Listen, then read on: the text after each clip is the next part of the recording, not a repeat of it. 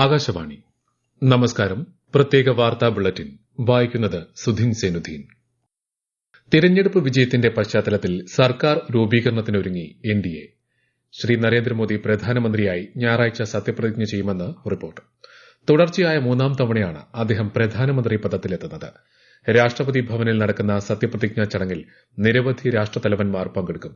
ചടങ്ങിൽ പങ്കെടുക്കാനുള്ള ശ്രീ മോദിയുടെ ക്ഷണം സ്വീകരിച്ചതായി ശ്രീലങ്കൻ പ്രസിഡന്റ് റെനിൽ വിക്രമസിംഘെ സമൂഹമാധ്യമത്തിലൂടെ അറിയിച്ചു.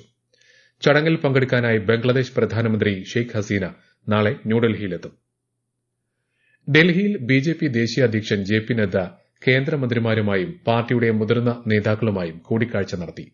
യോഗത്തിൽ കേന്ദ്ര ആഭ്യന്തരമന്ത്രി അമിത്ഷാ, പ്രതിരോധ മന്ത്രി രാജ്നാഥ് സിംഗ്, മറ്റ് മുതിർന്ന നേതാക്കൾ എന്നിവർ പങ്കെടുത്തു. നാളെ എൻഡിഎ പാർലമെന്ററി പാർട്ടി യോഗം ന്യൂഡൽഹിയിൽ ചേരും. BJP, TDP, JDU, LJP, R, Shivsena Shinde വിഭാഗം, ജെഡിഎസ്, എൻഡിഎയിലെ മറ്റ് ഘടകകക്ഷികൾ എന്നിവയുടെ പുതിയ എംപിമാർ യോഗത്തിൽ പങ്കെടുക്കും. INDA സഖ്യ നേതാക്കൾ ഇന്ന് ന്യൂഡൽഹിയിൽ യോഗം ചേർന്നു. ലോക്സഭാ തെരഞ്ഞെടുപ്പിന് ശേഷമുള്ള മുന്നണിയുടെ ആദ്യ യോഗം കോൺഗ്രസ് അധ്യക്ഷൻ മല്ലികാർജ്ജുൻ ഖാർഗെയുടെ വസതിയിൽ നടന്നതിന് പിന്നാലെയായിരുന്നു ഇത്.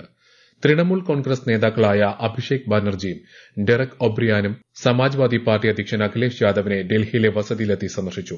ആം ആദ്മി പാർട്ടി നേതാവും രാജ്യസഭാ എംപിയുമായ രാഘവ് ചത്ത ശിവസേന നേതാവ് സഞ്ജയ് റൌത്തുമായും കൂടിക്കാഴ്ച നടത്തി. കേരളത്തിലെ 3 രാജ്യസഭാ സീറ്റുകളിലേക്കുള്ള തെരഞ്ഞെടുപ്പ് വിജ്ഞാപനം ഇന്ന് പുറത്തിറങ്ങി. എംപിമാരായ ബിനോയ് വിശ്വം, എളമരം കരീം, ജോസ് കെ മാണി എന്നിവരുടെ കാലാവധി അടുത്ത മാസം 1 അവസാനിക്കാനിരിക്കെയാണ് വിജ്ഞാപനം പുറത്തിറങ്ങിയത്.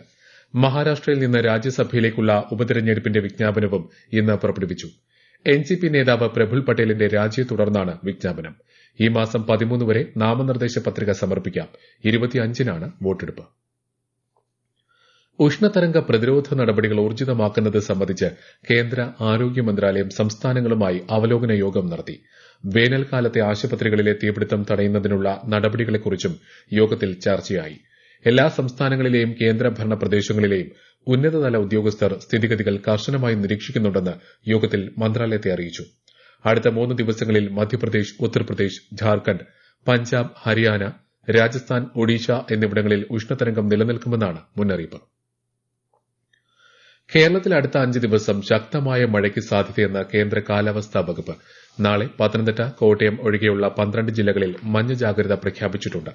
മലപ്പുറം, വയനാട് ജില്ലകളിൽ ഇന്ന് ഓറഞ്ച് ജാഗ്രതയാണ്.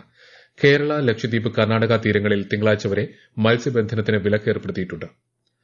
സംസ്ഥാനത്തെ തദ്ദേശ സ്ഥാപനങ്ങളിലെ കരട് വോട്ടർ പട്ടിക പ്രസിദ്ധീകരിച്ചതായി തെരഞ്ഞെടുപ്പ് കമ്മീഷണർ എ ഷാജഹാൻ. അന്തിമ വോട്ടർ പട്ടിക ജൂലൈ 1 പ്രസിദ്ധീകരിക്കും. ഈ മാസം 21 വരെ വോട്ടർ പട്ടികയിൽ പേര് ചേർക്കാൻ അവസരമുണ്ട്. 2024 ജനുവരി 1 അതിനു മുൻപോ 18 വയസ്സ് പൂർത്തിയായവർക്ക് സംസ്ഥാന തെരഞ്ഞെടുപ്പ് കമ്മീഷന്റെ വെബ്സൈറ്റിൽ ഓൺലൈനായി അപേക്ഷ നൽകാം. ലോക കേരള സഭയുടെ ഭാഗമായി Loka Keralam online portal, Kerala migration survey എന്നിവയുടെ പ്രകാശനം മുഖ്യമന്ത്രി പിണറായി വിജയൻ ഈ മാസം 13 നിർവഹിക്കും. തിരുവനന്തപുരം നിശാഗന്ധി ഓഡിറ്റോറിയത്തിൽ നടക്കുന്ന പൊതുയോഗത്തോടെയാണ് 4ാം ലോക കേരള സഭയ്ക്ക് ഔദ്യോഗികമായി തുടക്കമാവുക.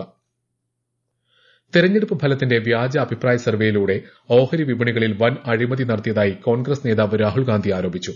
ഇതിന്റെ പശ്ചാത്തലത്തിൽ പ്രധാനമന്ത്രിക്കും കേന്ദ്ര ആഭ്യന്തരമന്ത്രിക്കും എക്സിറ്റ് പോൾ നടത്തിയവർക്കുമെതിരെ സംയുക്ത പാർലമെന്ററി സമിതി അന്വേഷണം നടത്തണമെന്നും അദ്ദേഹം ആവശ്യപ്പെട്ടു. T20 ലോകകപ്പ് ക്രിക്കറ്റിൽ ഇന്ന് പാകിസ്ഥാനും അമേരിക്കയും ഏറ്റുമുട്ടും. രാത്രി 9 മണിക്കാണ് മത്സരം. ഈ മാസം 9 നടക്കുന്ന മത്സരത്തിൽ ഇന്ത്യ പാകിസ്ഥാനെ നേരിടും. 12 അമേരിക്കയുമായും 15 കാനഡയ്ക്കെതിരെയുമാണ് ഇന്ത്യയുടെ ഗ്രൂപ്പ് സ്റ്റേജ് മത്സരങ്ങൾ. കൊൽക്കത്തയിൽ നടക്കുന്ന ഫിഫ ലോകകപ്പ് യോഗ്യതാ മത്സരത്തിൽ ഇന്ത്യ കുവൈറ്റ് പോരാട്ടം ആദ്യ പകുതി പിന്നിടുമ്പോൾ ഇരു ടീമുകളും ഗോളുകളൊന്നും നേടിയിട്ടില്ല. ഇന്ത്യൻ ഫുട്ബോൾ ഇതിഹാസം സുനിൽ ഛേത്രിയുടെ വിരമിക്കൽ മത്സരം കൂടിയാണ് ഇത്.